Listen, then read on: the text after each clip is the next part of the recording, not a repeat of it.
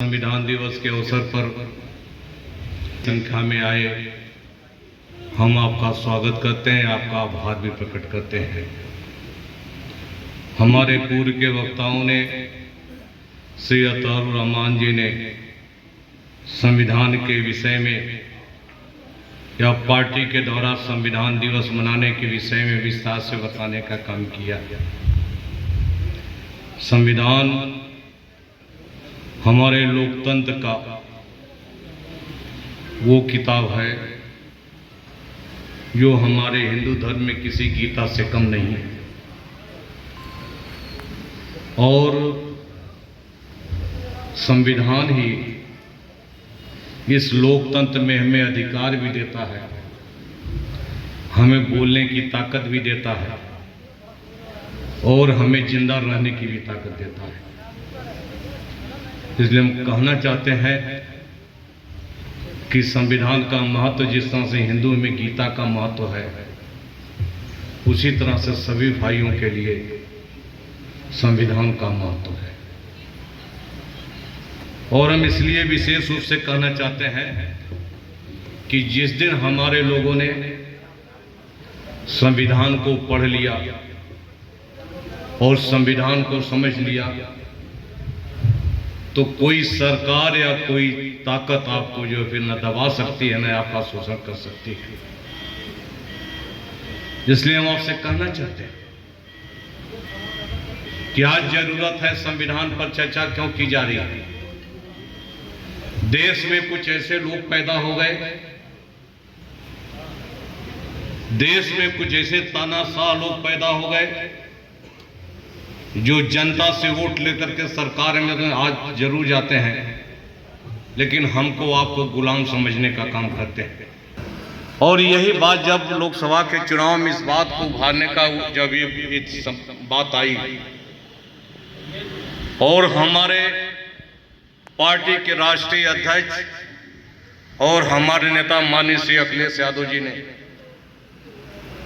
जब संविधान का सवाल उठाया कि संविधान खतरे में है और संविधान हमें बचाना है, नहीं तो इस 400 पार का नारा देने वाले इस बार संविधान को खत्म कर देंगे। मैं हिंदुस्तान की जनता को बधाई देना चाहता हूं कि सभी लोग, चाहे अगड़ा हो, चाहे पिछड़ा हो, चाहे हिंदू हो, चाहे मुसलमान हो, इस देश के लोकतंत्र को बचाने के लिए, संविधान को बचाने के लिए सब एकजुट होकर के इंडिया गठबंधन और समाजवादी पार्टी को ऐतिहासिक होतों से जिताने का काम कर दिया। और भारतीय जनता पार्टी और नरेंद्र मोदी का सरकार बनाने का कारवां जो देश के विभिन्न राज्यों से चला था, उसको जो है उस रथ को माननीय अखिलेश यादव जी ने उत्तर प्रदेश में ही पंचर करने का काम कर दिया और दिल्ली में सरकार भारतीय जनता पार्टी की नहीं बन पाई। सहारे की बैसाखी की सरकार बनानी पड़ी। जो लोग कहते थे कि 400 पार,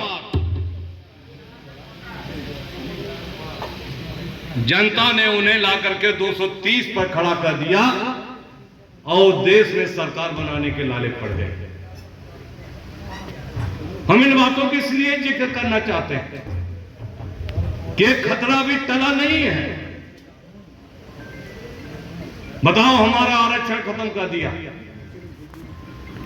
अगर जो लोग लोकसभा में कसम खाते हैं संविधान की रक्षा करेंगे, सत्ता में बैठे हुए लोग, तो हम उनसे पूछना चाहते हैं कि आगे पिछड़ों का आरक्षण अभी तक क्यों खत्म कर दिया? पिछड़े वर्गों को सरकारी नौकरियों में भर्ती करने के लिए माननीय नेताजी ने 1993 में जब गठबंधन की सरकार थी, तब मंडल कमीशन की संस्तुतियों को पूरी तरह से लागू करके पिछड़े वर्गों को 27% का आरक्षण देने का काम किया था।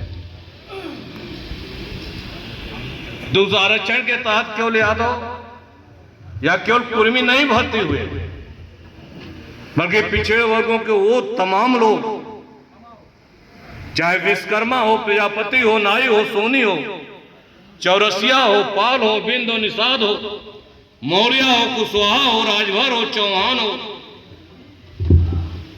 और ऐसी ऐसी बिरादरी के लोग जो जिंदगी में कभी नौकरी नहीं पा सकते थे, माननीय मुलायम सिंह यादव के आरक्षण की देन की वजह से किसी का लड़का सिपाही बन गया और कोई दरोगा बन गया, कोई डिप्टी एसपी बन गया, कोई एसपी बन गया, कोई जिले का कलेक्टर बन गया। ये किसकी देन थी? ये समाजवादी पार्टी की देन थी, माननीय मुलायम सिंह यादव की देन थी। अगर पिछड़े वर्गों को सरकारी नौकरियों में आरक्षण नहीं लागू किया गया होता तो ये पिछड़े वर्ग के लोग कभी सरकारी नौकरी में भर्ती नहीं हो सकते थे, कभी कलेक्टर और कप्तान नहीं बन सकते थे, ऊंची कुर्सी पर कभी बैठने का काम नहीं कर सकते थे। ये भारतीय जनता पार्टी या भारतीय जनता पार्टी के मानसिकता के लोग लगातार इनको दबाने का काम कर रहे हैं और इनको आरक्षण से वंचित करने का काम कर रहे हैं। तो जब हमारे राष्ट्रीय अध्यक्ष अखिलेश यादव जी ने पीडीए का नारा दिया तो पीडीए केवल पिछड़े दलित अल्पसंख्यक थोड़ी है, पीडीए में तो नंदलाल शुक्ला भी है, ये योगेश प्रताप भी है, बैजनाथ दुबे जी भी हैं और वो तमाम लोग पूरी पीडीए का मतलब पूरी समाजवादी पार्टी। डॉक्टर लोहिया ने जो समाजवादी पार्टी का जो व्याख्या की थी उनमें महिलाओं को भी रखा था, अगड़ों को भी रखा था, पिछड़ों को भी रखा था, दलितों को भी रखा था और मुस्लिमों और संख्यकों को भी रखने का काम किया था। समाजवादी पार्टी यानी पीडीए। तो हम आपसे पूछना चाहते हैं कि आज हमारा पीडीए कहां खड़ा है? संविधान में अगर सामाजिक न्याय की बात अगर कही गई है तो आज मैं भारतीय जनता पार्टी या सत्ता में बैठे हुए भारतीय जनता पार्टी के लोगों से या देश के प्रधानमंत्री या मुख्यमंत्री से पूछना चाहता हूं कि बताओ सामाजिक न्याय के तहत हमारे पिछड़े वर्गों को न्याय क्यों नहीं मिला? इन्हें आरक्षण, इन्हें सरकारी नौकरियां क्यों नहीं देने का काम किया जा रहा है? अगर 27% हमें आरक्षण मिला है तो 27% के अनुसार हमारे लोगों को विभिन्न पदों पर बैठने का अधिकार है कि नहीं है? और अगर है फिर संविधान का सम्मान कहां रह गया? क्या भारतीय जनता पार्टी ने संविधान का सम्मान किया? लगातार राष्ट्रीय अध्यक्ष अखिलेश यादव जी ने यही कहा था कि सभी जातियों की जातिवार जनगणना करा दीजिए और जिस जात की जितनी जनसंख्या है आप उसको प्रकाशित करने का काम कर लें ताकि हमें मालूम हो जाए कि हमारी संख्या क्या है। अगर हम विश्वकर्मा हैं तो विश्वकर्मा की जनसंख्या क्या है देश में, उत्तर प्रदेश में? प्रजापति की संख्या क्या है? नारी शक्ता की संख्या क्या है? निषाद की संख्या क्या है? कम से कम हमारी जनगणना तो करा दो। लेकिन भारतीय जनता पार्टी जो गणना क्यों नहीं करा रही? क्योंकि जानते हैं कि अगर हम पिछड़ी जातियों की जनगणना करा देंगे और इनकी अगर जनगणना प्रकाशित करने का काम कर देंगे तो श्री अखिलेश यादव जी ने जो कहा था कि हमारी जातिवार जनगणना कराओ और जिस जात की जितनी आबादी है आबादी के अनुसार उन्हें आरक्षण, अधिकार और सम्मान देने का काम कर दो। कहीं पे कोई झगड़ा, कहीं पर कोई शिकायत किसी को करने का मौका नहीं मिलेगा। तो बताइए हमारे नेता श्री अखिलेश यादव ने कौन सा बुरा कहा था? लेकिन भारतीय जनता पार्टी जाति जनगणना क्यों नहीं करा रही? हमारा जो अधिकार है उसे देने का काम अब क्यों नहीं कर रही? जब जब चुनाव आता है ये भारतीय जनता पार्टी और आरएसएस के लोग, और आरएसएस के लोगों के बारे में मैं स्पष्ट रूप से बता दूं तो आरएसएस का जन्म ही दलितों, पिछड़ों, मुस्लिमों का विरोध करने के लिए हुआ था। 19वीं शताब्दी में जब महाराष्ट्र में 1920 के आसपास जब महाराष्ट्र में अंबेडकर के नेतृत्व में जब दलित पूरा आंदोलन कर रहा था और लामबंद हो रहा था पूरे देश का दलित, और दक्षिण भारत में ज्योतिबा फुले के नेतृत्व में जब पिछड़ा लामबंद हो रहा था, तब इन हिंदू महासभा और जनसंघ के लोगों को लगने लगा कि देश का अगर दलित और पिछड़ा और मुसलमान अगर जाग जाएगा, अपना अधिकार मांगने का काम करने लगेगा, तो फिर उनको राज करना मुश्किल होगा। इसलिए 1924 में राष्ट्रीय सेवक संघ की स्थापना की गई। तो आप समझ सकते हो, और आरक्षण का सबसे पहले विरोध किसने किया था? इस भारतीय जनता पार्टी ने। याद करो, आप जो है 1989 का जनता दल का वो मैनिफेस्टो, उसमें हम समझते हैं योगेश वगैरह भी उस समय चुनाव लड़ रहे होंगे, और एमएलए का चुनाव उस समय 89 में जो लोग लड़े होंगे उनको मालूम होगा 1989 का जो जनता दल का जो ज्वाइंट मैनिफेस्टो आया था, उसमें स्पष्ट रूप से लिखा हुआ था, चौथे कॉलम पर था कि अगर जनता दल की सरकार अगर देश में बनेगी तो मंडल कमीशन को लागू करने का काम किया जाएगा। सरकार बनी देश में, विश्वनाथ प्रताप सिंह देश के प्रधानमंत्री बने, उत्तर प्रदेश सरकार बनी, माननीय मुलायम सिंह यादव उत्तर प्रदेश के मुख्यमंत्री बने, देवीलाल जी हरियाणा के मुख्यमंत्री बने, लालू यादव जी बिहार के मुख्यमंत्री बने।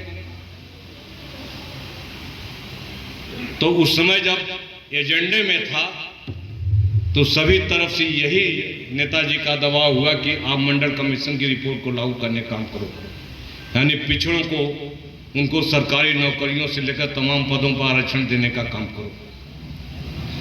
लेकिन आरक्षण जैसे ही लागू हुआ, उसके ठीक दूसरे दिन अडवाणी का मंदिर बनाने का जो है यात्रा शुरू करने का काम कर दिया गया।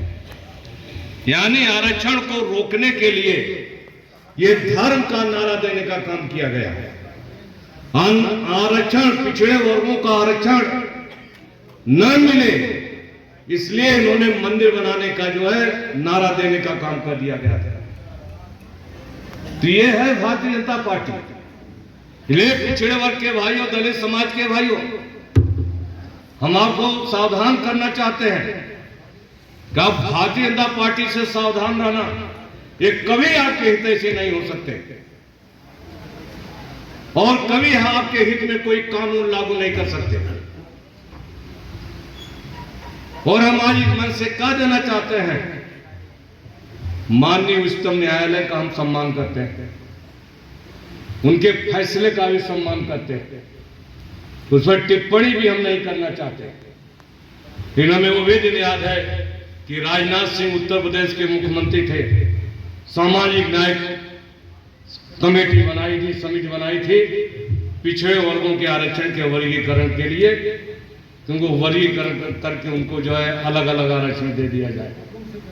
हम नेताजी के साथ बैठे थे, हुकुम सिंह उसके अध्यक्ष थे, बनी थी, हम नेताजी के साथ बैठे थे और हमने नेताजी से कहा कि आरक्षण जो है ये भारतीय जनता पार्टी बांटना चाहती है। तो सदैव मुलायम सिंह यादव जी ने उस समय हमसे कहा था कि रामा से अगर आरक्षण बटेगा तो पिछड़ा बढ़ जाएगा, और पिछड़ा बढ़ गया तो पिछड़ों की ताकत कमजोर हो जाएगी।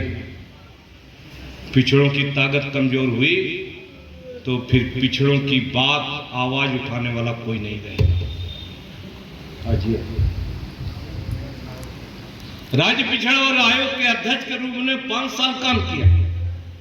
माननीय श्री अखिलेश यादव जी उत्तर प्रदेश के मुख्यमंत्री, हम राज्य पिछड़ा वर्ग आयोग के चेयरमैन, और पिछड़े वर्गों की एक एक नीति को, एक एक योजनाओं को हमने जो है आयोग से आदेश करके लागू कराने का काम किया। और 27% आरक्षण का कोटा पूरा करने का काम पहली बार समाजवादी पार्टी की सरकार में अखिलेश यादव जी उत्तर प्रदेश के मुख्यमंत्री रहते हुए पिछड़े वर्गों को 27% आरक्षण का कोटा पूरा करने का काम किया गया था। बल्कि बैकलाग की भर्ती निकाल करके जितने भी पिछड़े वर्गों के पद खाली थे उन सारे पदों को भर करके पिछड़े वर्गों को सरकारी नौकरियों पर बैठाने का काम किया गया था। क्लास 4 से लेकर के एसडीएम और डीपीएसपी तक बैठाने का काम हमने किया था। आज पिछड़े वर्गों की क्या हालत है, आज शिक्षा नहीं प्राप्त कर पा रहे हैं। आज शिक्षा को इतना महंगा कर दिया बीजेपी सरकार ने। आज गांव का बेटा, गरीब का बेटा, किसान का बेटा, हल जोतने का वाले का बेटा, रिक्शा चलाने वाले का बेटा आज उस शिक्षा नहीं प्राप्त कर सकता है। तो याद करो योगेश प्रताप सिंह, आप मंत्री, हम मंत्री, उस शिक्षा मंत्री थे हम जो है, और उसके बाद उस शिक्षा मंत्री बनते ही माननीय मुलायम सिंह यादव जी उत्तर प्रदेश के मुख्यमंत्री बनते ही विश्वविद्यालय की फीस को 1994 के स्तर पर ला करके विश्वविद्यालय की फीस को इतना सस्ता कर दिया था कि गांव का, गरीब का बेटा, दलित का बेटा, रिक्शा चलाने वाला, मजदूरी करने वाला का बेटा भी विश्वविद्यालय में दाखिला लेकर बीए में करने का काम किया गया। समाजवादी पार्टी की सरकार में समूचे पिछड़े वर्गों को छात्रवृत्ति दी जाती थी। बीएड, बीटीसी, डॉक्टरी, इंजीनियरिंग के लिए फीस प्रतिपूर्ति हम लोगों ने देने का काम इसलिए किया था कि गरीब का, पिछड़े का, दलित का बेटा, मजदूरी करने वाले का बेटा भी डॉक्टर, इंजीनियर बन सके, बीएड कर सके, एमबीए कर सके और बड़ी नौकरी में जाने का काम कर सके। आज भारतीय जनता पार्टी ने आपकी जो है छात्रवृत्ति को और फीस प्रतिपूर्ति को पूरी तरह से बंद करने का काम कर दिया और आपके आरक्षण को खत्म कर दिया। पिछड़े वर्ग के भाइयों, हम आपको कहना चाहते हैं कि अब आपका बेटा कोई बड़ी नौकरी में नहीं जा सकता है। कलेक्टर, कप्तान बनने का सपना छोड़ दो। इसलिए कहना चाहते हैं, यह सरकार पिछड़ों की विरोधी है, यह दलितों की विरोधी है, यह मुस्लिमों की विरोधी है। इसलिए सरकार को हटाना जरूरी है और सरकार को हटाने के लिए हमको अभी से हमको आपको लामबंद होना पड़ेगा और गांव-गांव में जाकर इस बात को बतानी पड़ेगी। और आगे आने वाले 2027 में विधानसभा के चुनाव की तैयारी अभी सबको करनी है और सभी की सभी सीटें जिता करके उत्तर प्रदेश में श्री अखिलेश यादव जी को उत्तर प्रदेश का मुख्यमंत्री बनाना है। श्री अखिलेश यादव जी उत्तर प्रदेश के मुख्यमंत्री बन गए तो तुम्हारा आरक्षण से लेकर फीस से लेकर के सारी चीजों को उसी तरह से लागू करने का काम करेंगे जिस तरह से माननीय मुलायम सिंह यादव और श्री अखिलेश यादव जी समाजवादी पार्टी की सरकार में लागू करने का काम किया था। और याद रखना, केंद्र में अब देश में कोई बड़ा नेता नहीं है जो श्री अखिलेश यादव जी का मुकाबला कर सके। पूरे देश से लोग कह रहे थे कि भारतीय जनता पार्टी की सरकार बनेगी और सभी राज्यों से भारतीय जनता पार्टी और एनडीए गठबंधन की सीटें जीत करके आई। कोई नहीं समझता था कि उत्तर प्रदेश में रोक दिया जाएगा। लेकिन बधाई देना चाहते हैं समाजवादी पार्टी के राष्ट्रीय अध्यक्ष श्री अखिलेश यादव जी को, जिन्होंने पीडीए का नारा चला करके संविधान बचाने और आरक्षण के मुद्दे को लेकर के जनता के बीच में निकल गए और जनता ने भरपूर समर्थन देकर के 37 सीटें जिता करके भारतीय जनता पार्टी को ले आकर 33 सीटों पर ले जाकर के उत्तर प्रदेश में सिमटाने का काम कर दिया और देश में भारतीय जनता पार्टी की सरकार को बनने से रोकने का काम श्री अखिलेश यादव जी ने अकेले करने का काम किया। अगर नायडू और नीतीश का समर्थन अगर आज वापस हो जाए तो आज भारतीय जनता पार्टी की सरकार केंद्र से गिर जाएगी। केंद्र में नहीं सरकार बनेगी और हम लोग गलतफहमी में थे। योगेश जी, हम आपको बता दें, हम तो आजमगढ़ बगल में है, बनारस के बगल में है। हम आपसे कहना चाहते हैं कि अगला दिन अब आपका है, इसलिए आप जो है निश्चित रूप से अब आप लोग जो है उठ खड़े हो जाओ। ये कितने चालाक लोग हैं। जब जब चुनाव आता है तब तक भारतीय जनता पार्टी वाले हमें हिंदू बनाते हैं, पिछड़ी जातियों को। बैठे होंगे पिछड़ी जात के, कहते हिंदू हो वोट दो, और जब सरकार में आ जाते हैं तब कहते हैं तुम हिंदू नहीं हो, तुम तो पिछड़े हो, तुमको नहीं दिया जा सकता। कहते हैं तुम पिछड़े हो, तुम तो लोहार हो, तुम बढ़ई हो, तुम कुम्हार हो, तुम निषाद मल्लाह केवट हो, तुमको अधिकार नहीं दिया जा सकता, तुमको मंदिर में प्रवेश नहीं दिया जा सकता। वोट देने के लिए हम हिंदू और हमारे लड़कों को नौकरी देने के लिए हम पिछड़े हो गए। यह है भारतीय जनता पार्टी। तो इस भारतीय जनता पार्टी से आप कब तक जो है, आप कब तक जो है इनके जाल में आप फंसे रहने का काम करेंगे। और विशेष करके हम उन 18 पिछड़ी जातियों के बारे में बताना चाहते हैं। पिछले 17 सितंबर को भगवान विश्वकर्मा की जयंती मनाई जाती है पूरे देश में। प्रधानमंत्री जी को भारतीय जनता पार्टी के कुछ नेताओं ने समझाया कि विश्वकर्मा समाज का वोट जो है वो जुड़ नहीं रहा है, इसलिए उनके लिए कुछ विशेष काम कर दीजिए। तो 17 सितंबर को भगवान विश्वकर्मा की जयंती को उन्होंने घोषित किया कि हम विश्वकर्मा स्कीम निकालेंगे और विश्वकर्मा स्कीम में हम 13,000 करोड़ रुपया दे रहे हैं। और 18 जातियां हैं, लोहार है, बढ़ई है, सोनार है, नाई है, मोची है, दर्जी है, कुम्हार है, जाल बनाने वाले हैं, और वो जो ना एक भुर्जी है। इस तरह के 18 जातियों को काम क्या देंगे भैया, हम जो है हम ट्रेनिंग देंगे आपको जो है वो कौशल विकास मिशन, और ट्रेनिंग देने के बाद फिर जो है उनको हम देंगे किट होता है जो काम मजदूरी करने के काम करने वाला, किट देंगे और किट देंगे ताकि वो अपना काम कर सके। देखिए कितनी चालाकी से भारतीय जनता पार्टी के लोग आपको मजदूर और गुलाम बनाना चाहते हैं। उस स्कीम में नहीं कहा गया हम प्रत्येक लड़के को जो है हम लोन देंगे उच्च शिक्षा प्राप्त करने के लिए। यह नहीं कहा गया कि आईएएस पीसीएस की कोचिंग करने के लिए तुम्हें हम जो है सहायता देने का काम करेंगे और तुम्हारे लड़कों को हम जो है अफसर बनाएंगे। नहीं, अफसर नहीं बनना है तुम्हें।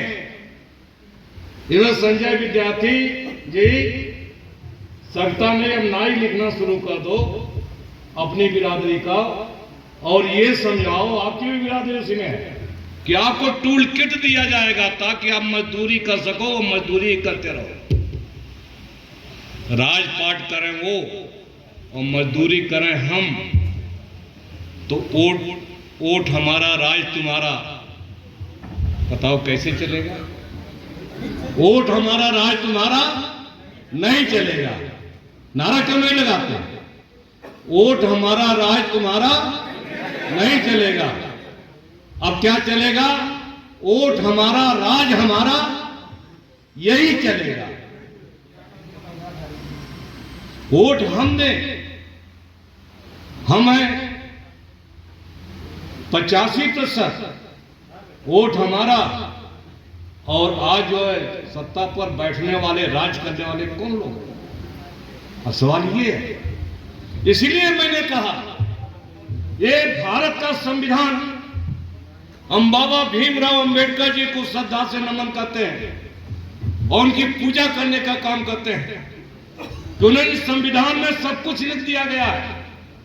जिस तरह आप अपने घर में एक गीता रखते हो, जिस तरह आप अपने घर में एक रामायण रखते हो, इस्लाम धर्म के भाई लोग जिस तरह से कुरान रखते हैं, बाइबिल जिस तरह से लोग क्रिश्चियन लोग बाइबिल रखते हैं, उसी तरह से हर व्यक्ति अपने घर में एक संविधान खरीद करके रखे। और संविधान को पढ़ने का काम करें कि हमारा सामाजिक अधिकार क्या है, राजनीतिक अधिकार क्या है, हमारा जो है राजनीतिक अधिकार क्या है। और सवाल इस बात का है, श्री अखिलेश यादव जी को बधाई देना चाहते हैं कि उन्होंने संविधान महान स्तंभ की स्थापना करके और सभी लोगों के बीच में उन्होंने जो है संविधान के विषय को आगे फैलाने का काम किया है। और जिस दिन हमारा समाज संविधान पढ़ लेगा,